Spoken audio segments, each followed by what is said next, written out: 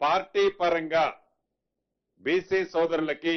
42% రిజర్వేషన్లో సీట్లు అలాట్ చేస్తూ మొదట గ్రామ పంచాయతీ ఎన్నికలు నిర్వహించాలని ఈరోజు కేబినెట్ నిర్ణయించడం జరిగింది. మిగిలిన ఎంపీటీసీలు, జెడ్పీటీసీలు,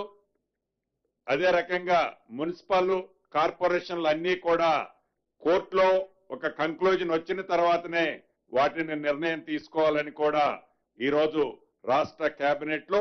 సుదీర్ఘంగా చర్చించిన తర్వాత రాష్ట్రానికి కేంద్రం నుంచి రావాల్సిన సుమారు 3,000 కోట్లు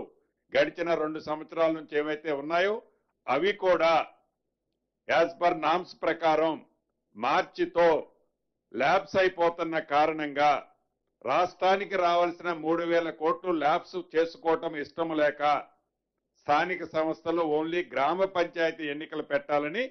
ఈరోజు కేబినెట్ నిర్ణయించారు.